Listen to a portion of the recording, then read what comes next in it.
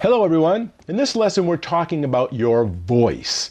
We're talking about how loud you speak, the volume you're talking at, the speed of your delivery, whether that's fast or slow. We're talking about enunciation and how clear your words come across. And all of these things are an important part of your demo or presentation. Now, when it comes to voice, there are all sorts of problems if you're not careful. If you speak too loudly all the way through your demo, well, then after a short amount of time, people are going to stop watching. They're going to switch you off if it's a TV or a video. It's just an unpleasant experience, and it's not needed. It's also not good if you speak too fast. Right? If you're a speed talker and just continuously talking about one thing and then jumping to the next thing and then on to the next thing and the next thing, well, that's not good either, right? Because the audience can't keep up with you and what you're saying and your message. And it's not a relaxing thing to watch. So if you're doing this because you're nervous and just rattling off the first thoughts or ideas that come into your head, well, then after a while, your brain will just run out of things to say. And you're going to, what they say, dry up. And this is when you'll start to say things like, because your brain can't keep up and it runs out of thoughts, runs out of ideas, runs out of things to say, and you just plain start to forget. Well, my advice, slow down. Have a plan. Follow that plan and relax. It is so easy when you are on camera to just keep talking. You just keep putting out sentence after sentence after sentence, not really thinking about it. Because you're just up there and you're just going. And you continue to jump, to the next thing and you want to talk about, and then eventually, the next thing, and you're going to begin to worry about, what am I going to say now? I've run out of things. I've said them all.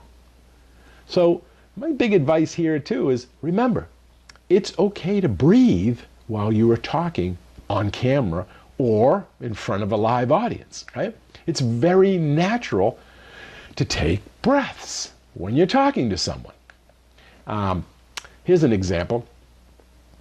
Today I want to talk to you about sauté. Sauté literally means to jump. And this is actually what you do with the items that are in the pan, the ingredients, the food products. You're making them jump. So as you just saw with that little example there, when you are talking, it is natural and needed to take a breath. I just placed those in there where I wanted to take that breath, where it was natural. Or you could also take a breath when you need to emphasize something. And pauses are good. Pauses can be a great way when you want to emphasize a specific topic, subject, or something. For example, if you're trying to make a point to emphasize, say, something specific, by taking a pause, lets the audience process what you just said, and this pause also allows you to take a breath at the same time. And when you focus on taking pauses and taking breaths during your demonstration or presentation, you realize that your presenting becomes so much more easier. You're going to be less nervous, less in a hurry, and your flow will be much, much better. You also come across to your audience as less nervous, more comfortable, more relaxed, more organized, and basically more in charge.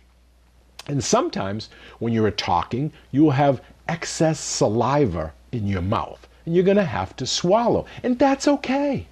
It's natural. So just take your pause, breathe, swallow, make your point, and move on. Okay, you just move on, right? Now, on the other hand, if you speak too quietly, or you speak too slowly, or maybe you're mumbling, well, this is not good either. If you're too quiet, it will make it really hard for the audience to hear what you are saying. And if it's a live audience, you will see them leaning in, to try to get closer. Or you may even notice them looking around to see if others are having the same issues hearing or understanding what you are saying. You may see them going,